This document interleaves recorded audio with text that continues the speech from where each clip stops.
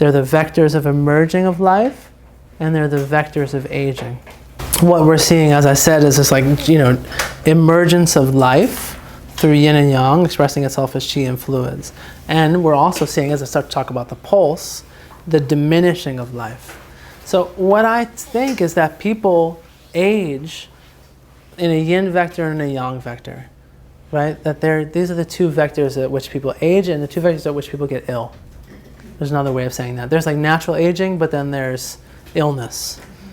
But illness is going to just, in many cases, hasten the natural process. Sometimes illnesses go awry and interrupt the natural processes. So not all illness just like burns through our yin and yang. There are certain illnesses that do that. But sometimes, of course, illnesses go awry and then we die of other things. But generally speaking, many illnesses and life in general, aging in general, seems to me to be progressing along these yin-yang vectors that I'm describing for you here, and we just talked a little bit about in terms of the pulse. If on the one side of the model, on the right side of the model, we're talking about integrity, what happens when people age is that they have less and less ability to hold it together. There's just no question about that. And that's on every level. I can't hold it together.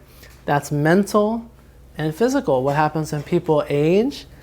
On the physical level also, they can't quite hold it together. The yin side of that, of the aging process, to me is a process of becoming drier and therefore less flexible. So the yin vector is going towards hardness, is going towards dryness, and at the root, or at the end, it becomes a yin stasis. The erosion of yin creates yin stasis. The erosion of yin creates a crystallization. Literally, we get crystals in our body, right? We get plaque. We get calcification. Calcification in our brain, calcification in our bones, and so on. So that's the yin vector. We're measuring quite literally this capacity for holding in together. Holding is, grabbing life, lungs, digesting life, spleen. All with the stamp of kidney yang.